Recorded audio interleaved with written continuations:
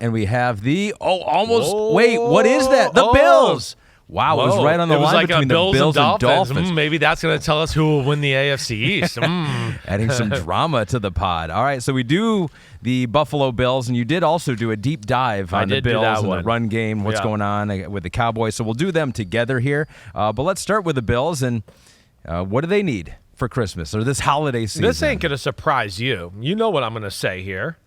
Take the pressure off of Josh Allen. That's all they need to keep doing, along the lines of what we saw last week. Now, I know that was a little drastic, right? I don't expect Josh Allen and the Bills to win a lot of games with him throwing for 90 yards, but you know what I'm saying. You know, as we said the other day, it's the first time I can ever remember the Bills actually won a game, in spite of Josh Allen being just average that day, right?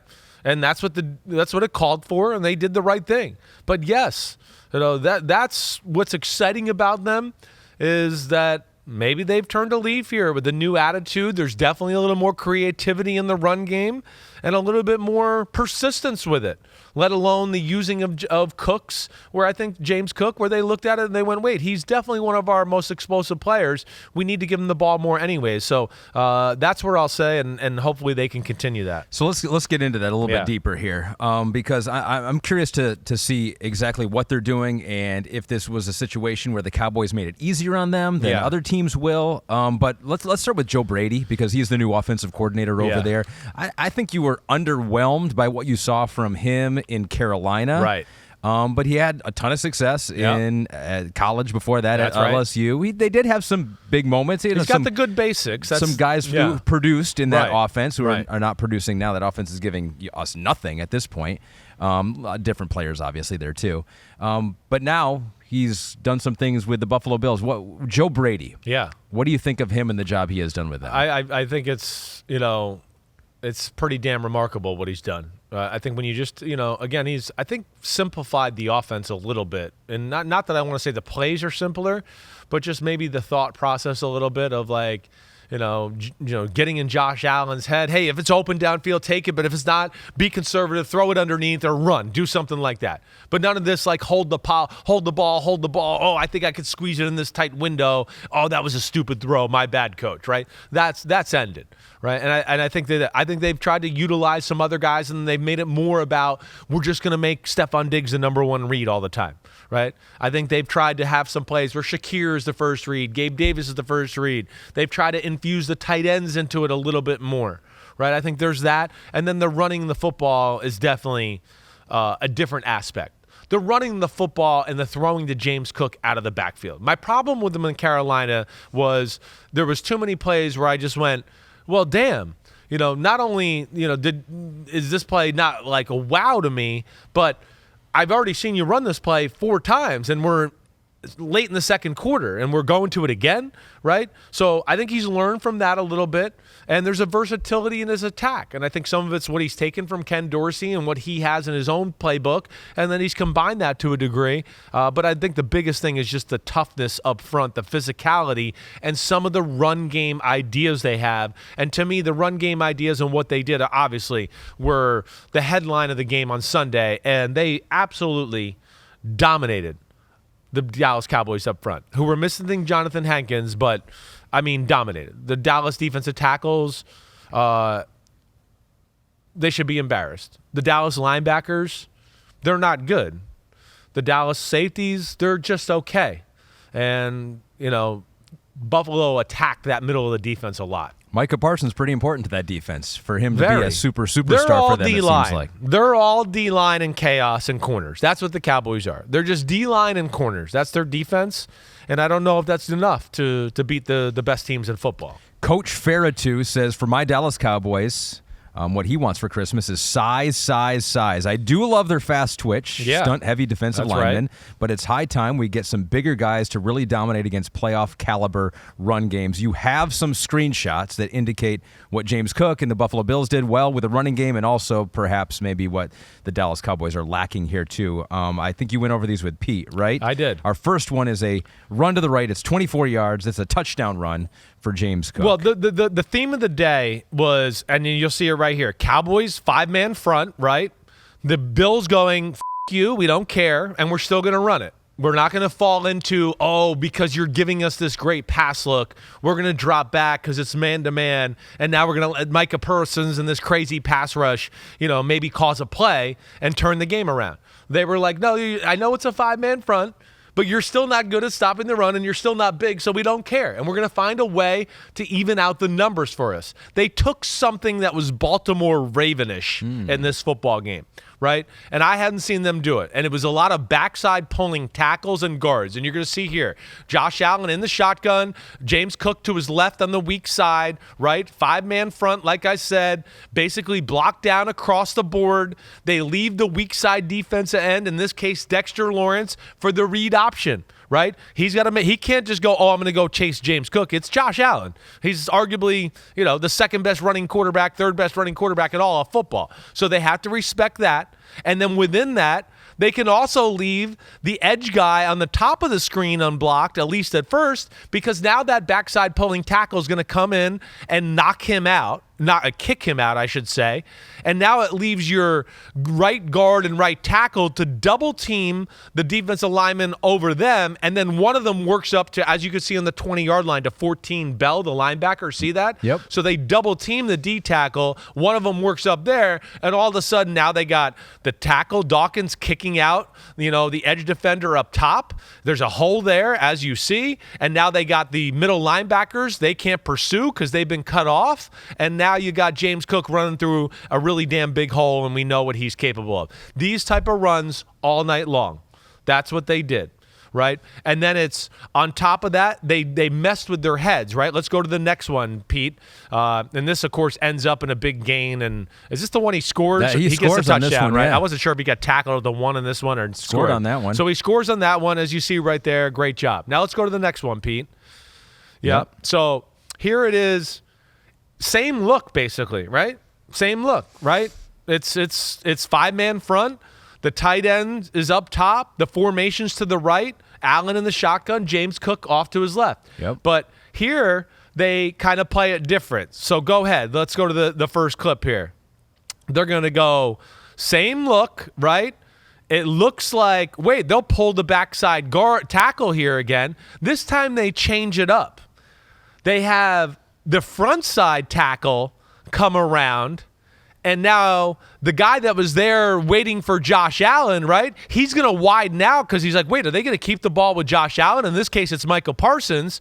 And now the right tackle, Brown, is going to kick out Micah Parsons in a run where, if you're looking in the backfield, it looks like James Cook is going to run to the right like the play we saw before, but they make it look like a similar play to you maybe in the background. He starts right, and then he comes back left and follows his pulling tackle, right? And now Micah Parsons, who's like, I was waiting for Josh Allen and trying to stay wide. Oh, no, now I'm blocked for sure by the tackle. And now James Cook's around the edge, and Josh Allen's almost like a lead blocker for him as well, and it ends up as another big gain. So they found ways throughout the day to attack this 5-man front a lot, and I think we have one more off of it, right, Pete? I love that play, too. Yeah, we have Ty Johnson 8-yard run, but I love that play, too, because it just doesn't seem like that's going to go that way, right? It's exactly. Like James Cook is to the left of Josh Allen. Right. They do the same little read option thing. It's like, okay, he's going to go right, but he ends up. We talk about plays all the time, right? Good offensive play callers make plays start off looking the same, and they end up being a little different with the nuance. That's what the defense up. So here's another one. Again, 5-man front by the Cowboys, right? And it's shotgun, 3 receivers to the left. And this one is, who's the damn running back here? Ty Johnson. Good job, Pete. Thanks for saving me. He's set off to the right here of Josh Allen. So by all due accounts, I'm thinking, they're going to hand the ball off to Ty Johnson, and the backside right tackle is going to pull, and they're going to go that way and go here. Okay, so let's play this off. They gave the Dallas Cowboys a hard time to figure out which way the ball was going to go and where. So here they throw a total curveball. They pull the left tackle, right? And he's basically pulling and blocking to nobody, like nobody. It's all just window dressing to keep them off some of their stuff, where the backside tackle pulls, but Ty Johnson runs to the area where the tackle just left, and they left the guy unblocked. But again, he's so worried about Josh Allen. They still got one less guy there than they need to stop the run, and it ends up being a big game for Ty Johnson. That was the theme of the night. They confused that front. It was the right theme altogether, right? They dominated physically. And, for the most part, too, and it doesn't, how do I want to say this? How do you put this lightly? How do I put this lightly? Early in the game, the Cowboys, they played a game where they were afraid of Josh Allen throwing bombs, like we talked about. Let's keep everything deep and all that. And that's where I would have gone, that's not who you are. You're not a zone, keep everything in front of you football team. I really found through a lot of the day when they played aggressive and just went balls to the wall, we're going to get in your face, play man-to-man, chaos up front. I felt like they won the majority of those plays. Early on in the game when they got behind, I felt like Buffalo won when Dallas was like, oh, we're scared of what you might do or what Josh Allen might do. Let's be a little more conservative than normally would. And that usually meant early in the game, it wasn't those 5-man fronts. It was 4-man fronts, and they were absolutely abusing them because they were so worried about the pass. And there was a little of that to me where I just would go, hey, Dan Quinn, you've been aggressive and crazy all year, right? It's Buffalo. They don't separate that well at receiver like we've talked about. I would have been like, let's go crazy and get after Josh Allen. If they play him again, they will. They're going to learn that they can't just line up and play him like that, right? I asked myself, why did they not play as crazy as I thought maybe they would? I think maybe they were scared that man-to-man, Josh Allen escapes the pocket, we won't be able to cover that long. And they were probably scared of that, right? But either way, they got to the right plays against that zone coverage, and the 4-man rush couldn't get there anyways. They needed an extra guy or whatever else, so they'd have to readjust their game plan if they have to play him again. All right, so let's dive a little deeper on the Cowboys then. Yeah. And because you looked at both sides of the ball with the Cowboys, right, offensively and defensively, and I think to sum it up maybe, let's go inside the notebook, sponsored by nobody yet. We're still looking for a sponsor. It will come one day. The sponsor will come one day. Your name here. You could just get your name, right? Corey Joskowitz could sponsor this, a homie. You're right. One of the more famous Maybe that's homies what that we should have. do. We should just pick a homie every week to sponsor it. All right. Hey, first homie to tweet us that you want to sponsor Inside the Notebook. We'll put your name there first. So, Chris, what have we picked out here? The cursive writing is on the screen right now for those on Peacock and YouTube. Right. And my thing I wrote is Cowboys win streak. Never really played a high-level defense of talent and good scheme. Panthers were probably the best, and their offense was not great versus them either. Okay. That they looks like they scored 30 points there, but that game was tight in the third quarter. Bryce Young got strip sack, fumbled. He also threw a pick six. The game was their offense did not march up and down the field. My point was, and this is not news to you. They feasted on the weak a little bit. Right? And so you think the Cowboys offense cannot produce at a high level against real good defenses? I worry about it. I worry about it. Probably gave them too much credit for Philadelphia, even what they did in the first matchup, even though they lost, because as we're seeing, Philly's not very good on defense, right? And then you get into some of the other defenses they've played, and none of them have been really very good. Right, so I think that's what I worry about a little bit. And here's what I will say. Buffalo's got a lot of good D linemen, okay? So I think they were like, hey, we feel like we can hang in there in the run, right? And this is McDermott. I think the world of him as a defensive game planner. The king of just dropping a lot of guys and where you're trying to throw it. And this game was that, Ahmed. This was a game, again, of Sean McDermott going, wait, this is a West Coast offense. I know a lot of the rules. And you've heard me say a million times, Dallas's offense is not overly creative, but it has been aggressive, and they have good enough players. That's all they need to make it happen. But they need something else when they play a coach that can break them down to this way. I think Dallas just has too many tells in their pass game. I do. Like if there's two receivers to the right, and the inside receiver goes to the flat, it's either the guy's running a slant or the guy's running a 10-yard curl or he's running a 20-yard out that's made for like a cover two. It's like, so if I see that, you don't think like Sean McDermott's going, hey, corner, if you see the guy, number 2 guy go to the flat, they're running one of these 3 routes, and one of them will be off a 3-step drop. So if it goes any longer than that, then you know the other 2 routes they're going to run, right? There's just too much of that. That's a telltale in their offense. And to me, for guys like McDermott, he was like, I got it, right? And then they're a little too predictable in their attack too. The Cowboys are like, hey, we're an 11 personnel. It's 3 receivers. We're definitely going to throw. And McDermott's got the guts to go, yeah, I like my D-line anyways, and you kind of do what you say you're going to do. When you line up in passing sets, you guys pass it. So I'm going to go all in on pass defense. We'll put some people down there to make it look like, oh, don't run the ball with Tony Pollard, but we're really going to drop all out of there and be all over your pass game. And then Dallas is a little bit like, hey, let's bring 2 or 3 tight ends in. And guess what they always do with 2 or 3 tight ends in? They run the ball, right? And McDermott's like, I know what you're going to do, let alone the passes you do off of that are so basic that I'm not even worried about my matchups downfield. We'll in and out this guy and play it this way. And even though, we have a guy covering a guy that we shouldn't have covering CeeDee Lamb, we're willing to take it because, you only run 3 routes off the here. So here we're comfortable with it. So he was able to go all in on some things because of their predictability. And that's what they got to worry about.